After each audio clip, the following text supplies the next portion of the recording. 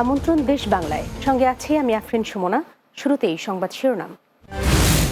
কারাবন্দীদের খবর জানতে যশোর কেন্দ্রীয় কারাগারে চালু হটলাইন সেবা নিতে শুরু করেছেন স্বজনরা। জনসচেতনতায় কাজ করছে কারা কর্তৃপক্ষ।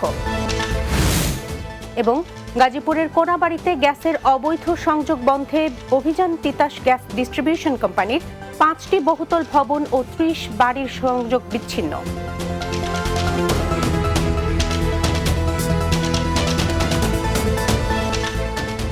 শুনছিলেন শিরোনাম, এবার বিস্তারিত।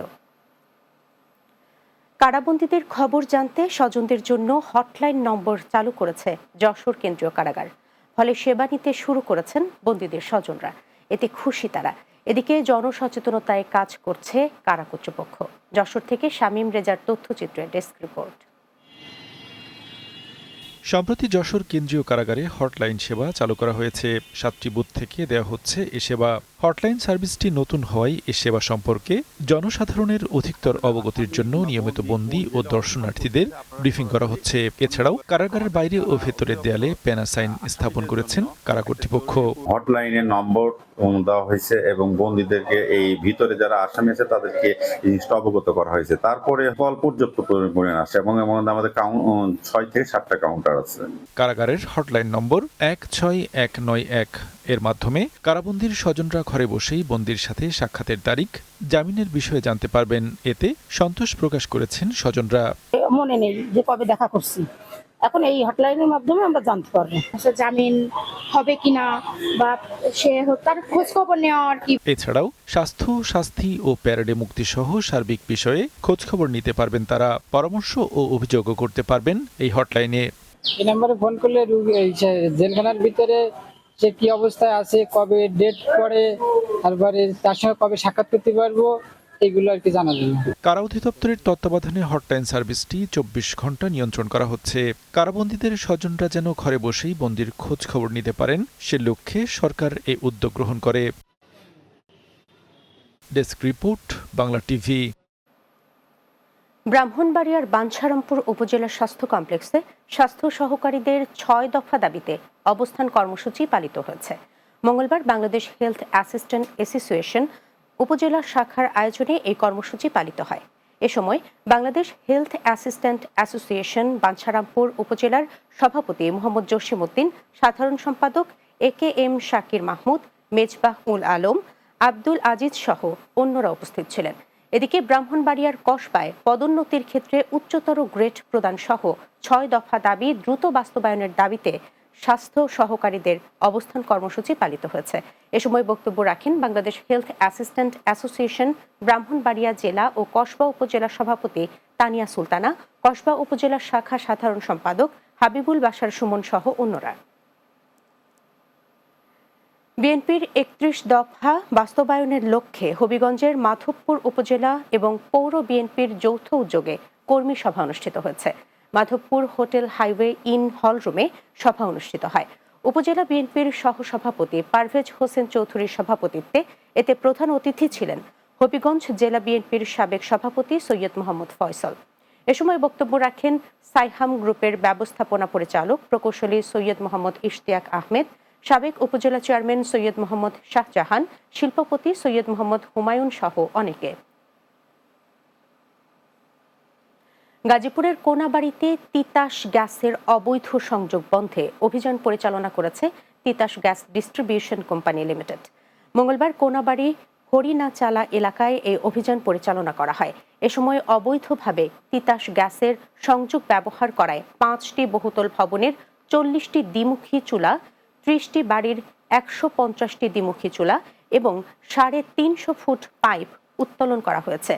অভিযানে তিতাস গ্যাস ডিস্ট্রিবিউশন কোম্পানির লিমিটেডের চন্দ্রা জোনের ম্যানেজার আসাদুজ্জামান আসাদের নেতৃত্বে অভিযান পরিচালনা করেন জেলা প্রশাসকের নির্বাহী ম্যাজিস্ট্রেট সিমন সরকার। ফেনীর ছাগলনাইয়ায় পুলিশের অভিযানে 90 কেজি গাঁজা উদ্ধার সহ একজনকে আটক করা হয়েছে। উপজেলার দক্ষিণ বল্লভপুর এলাকা থেকে তাকে গ্রেপ্তার করা হয়। পুলিশ সুপার হাবিবুর রহমান জানান, এ সময় গাঁজা পরিবহনে একটি সিএনজি জব্দ করা হয়। আটক নাজিমউদ্দিন ছাগলনাইয়া উপজেলার 10 নম্বর ঘোপাল ইউনিয়নের লাঙ্গলমোড়া গ্রামের সর্দার বাড়ির আমিনুল হকের ছেলে। নবীনগর চন্দ্রা জাতীয় মহাসড়কের শিল্পাঞ্চল আশুলিয়ায় বাইপাইল বাসস্ট্যান্ড এলাকার সাধারণ ব্যবসায়ীদের জানমাল রক্ষা এবং সকল ধরনের চাঁদাবাজি বন্ধের দাবিতে মানববন্ধন অনুষ্ঠিত হয়েছে। আশুলিয়ার বাইপাইল বাসস্ট্যান্ডে মানববন্ধন করেছেন সাধারণ ব্যবসায়ী ও পরিবহন শ্রমিকরা।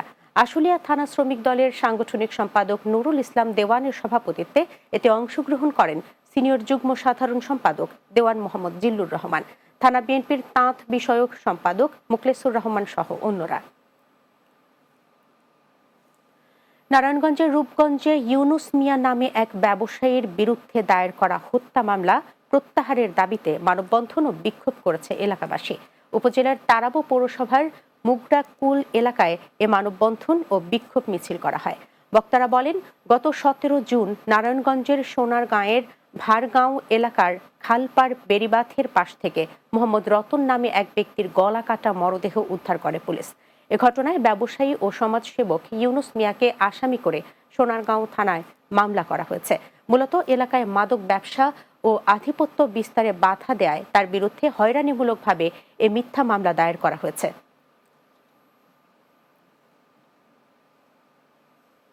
দেশ বাংলায় নিচ্ছি বিরতি। ফিরে আসার পর অন্যান্য সংবাদের সাথে আরো যা থাকছে। শরীয়তপুর সদর হাসপাতালের চিকিৎসা সেবা নিয়ে অভিযোগ, দুর্নীতি দমন কমিশনের অভিযান।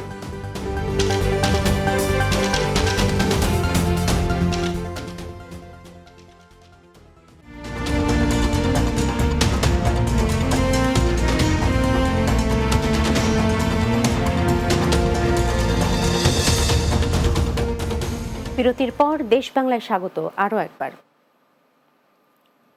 শরীয়তপুর সদর হাসপাতালে চিকিৎসা সেবা নিয়ে একাধিক অভিযোগের ভিত্তিতে অভিযান চালিয়েছে দুর্নীতি দমন কমিশন দুদক। মঙ্গলবার দুদকের মাদারীপুর সমন্বিত জেলা কার্যালয়ের সহকারী পরিচালক আখতারুজ্জামানের নেতৃত্বে এই অভিযান পরিচালিত হয়। অভিযানে এক রোগীর কাছ থেকে টাকা দাবি এবং হাসপাতালে চাল সহ নানা অনিয়মের অভিযোগের সত্যতা মিলেছে বলে জানিয়েছে দুদক। এসব অনিয়ম ও দুর্নীতির বিষয়ে তদন্ত চলছে এবং প্রয়োজনীয় ব্যবস্থা নেওয়া হবে বলে জানিয়েছে দুদক। ব্রাহ্মণবাড়িয়ার বিজয়নগরে পূর্ব শত্রুতার জেরে ছেলে ও নাতির উপর হামলাকারীদের বিচারের দাবিতে সংবাদ সম্মেলন করেছে শতবর্ষী মা। উপজেলার পাহাড়পুর ইউনিয়নের চাঁদপুর গ্রামে তাদের নিজ বাড়িতে এ সংবাদ সম্মেলন করেন তিনি। সংবাদ সম্মেলনে ছেলে ও নাতির ওপর সন্ত্রাসী হামলায় ন্যায় বিচার প্রার্থনা করেন হামলার শিকার পরিবার। এ ঘটনায় আখাউড়া রেলওয়ে থানায় একটি অভিযোগ দায়ের করেন আহত ইদ্রিস হাসানের ভাই আব্দুল কুদ্দুস। পুলিশ জানায় এ ঘটনা তদন্ত করে ব্যবস্থা নেওয়া হবে। ঈশ্বরদীর আরামবাড়িয়া বাজারে ওয়ার্কশপ ব্যবসায়ী আজিজুর রহমানের দোকানে চুরি হয়েছে। স্থানীয় একটি চক্রের সদস্যরা রাতে পরিকল্পিতভাবে তালা ভেঙে দোকান থেকে লেদ মেশিন, ড্রিল মেশিন সহ মূল্যবান মালামাল চুরি করে নিয়ে যায়। ঘটনার পর লালপুর থানা পুলিশ ঘটনাস্থল পরিদর্শন ও এলাকার মানুষের সাথে জিজ্ঞাসাবাদে চোরদের ধরতে চেষ্টা করছে। মৌলভীবাজারের শ্রীমঙ্গল ও কমলগঞ্জে সামাজিকভাবে বঞ্চিত জনগোষ্ঠীর দারিদ্র্য বিমোচন ও বৈষম্য লাঘবে কাজ শুরু করেছে নাগরিক উদ্যোগ। উপজেলার কৃষি সম্প্রসারণ অডিটোরিয়ামে প্রকল্প পরিচিতি সভা অনুষ্ঠিত হয়েছে। সভায় প্রধান অতিথি ছিলেন শ্রীমঙ্গল উপজেলা নির্বাহী অফিসার মোহাম্মদ ইসলাম উদ্দিন।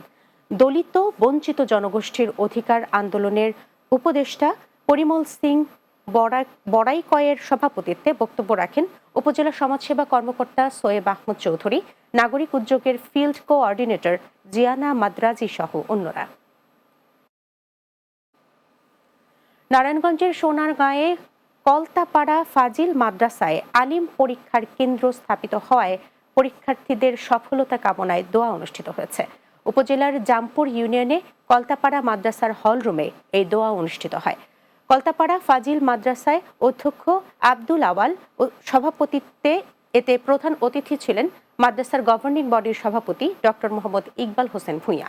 বক্তব্য রাখেন জামপুর ইউনিয়নের জামাতের সভাপতি মাওলানা রফিকুল ইসলাম, আব্দুল মুতালিব ফাউন্ডেশনের চেয়ারম্যান সোহানুর রহমান সবুজ সহ অন্যরা। নোয়াখালী সদর উপজেলার অশ্বদিয়া বালিকা উচ্চ বিদ্যালয় অ্যান্ড কলেজের HSC পরীক্ষার্থীদের বিদায় উপলক্ষে দোয়া মাহফিল অনুষ্ঠিত হয়েছে। কলেজের হলরুমে এই দোয়া মাহফিল অনুষ্ঠিত হয়। এতে প্রধান অতিথি ছিলেন প্রতিষ্ঠান পরিচালনা কমিটির সভাপতি প্রফেসর ডাক্তার নাজনীন আক্তার। অধ্যক্ষ শফিকুর রহমানের সভাপতিত্বে এতে সমাজসেবী মঞ্জুরুল আলম, সাংবাদিক আমিরুল ইসলাম হারুন, বাংলা বিষয়ের প্রভাষক আব্দুর রহিম সহ অনেকে বক্তব্য রাখেন। ব্রাহ্মণবাড়িয়ার আখাউড়ায় ক্ষুদ্র ও প্রান্তিক কৃষকদের মাঝে বিনামূল্যে বীজ ও রাসায়নিক সার, নারিকেল চারা বিতরণ কার্যক্রমের উদ্বোধন করা হয়েছে। উপজেলা কৃষি অফিসের আয়োজনে মঙ্গলবার উপজেলা পরিষদ চত্বরে বিতরণ কার্যক্রমের উদ্বোধন করেন উপজেলা নির্বাহী কর্মকর্তা GM রাশিদুল ইসলাম। এ সময় উপস্থিত ছিলেন উপজেলা কৃষি কর্মকর্তা তানিয়া তাবাসসুম, মাধ্যমিক শিক্ষা একাডেমিক সুপারভাইজার কফিল উদ্দিন মাহমুদ, প্রাথমিক শিক্ষা অফিসার শাহ ইলিয়াস উদ্দিন, উপজেলা উপসহকারী কৃষি কর্মকর্তা মোহাম্মদ মশিউর রহমান সহ অন্যরা। সিলেটের গোয়াইনঘাটে বাংলাদেশ স্কাউটস এর কাব কার্নিভাল অনুষ্ঠিত হয়েছে। গোয়াইনঘাট উপজেলা মিলনায়তন হল রুমে কার্নিভাল অনুষ্ঠিত হয়। উপজেলা নির্বাহী অফিসার রতন কুমার অধিকারীর সভাপতিত্বে এতে বক্তব্য রাখেন বাংলাদেশ স্কাউট গোয়াইনঘাট উপজেলা শাখার সম্পাদক মোহাম্মদ সরওয়ার্দী, গোয়াইনঘাট প্রেস ক্লাবের সাধারণ সম্পাদক মোহাম্মদ করিম মাহমুদ লিমন সহ অন্যরা। শেষে কাব কার্নিভালে অংশগ্রহণকারীদের মাঝে সনদ ও পুরস্কার বিতরণ করা হয়।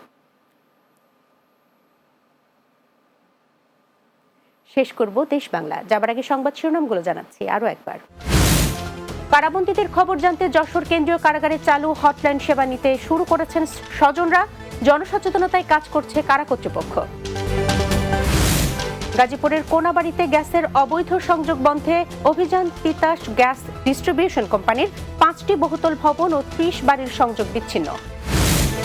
এবং শরীয়তপুর সদর হাসপাতালে চিকিৎসা সেবা নিয়ে অভিযোগ, দুর্নীতি দমন কমিশনের অভিযান।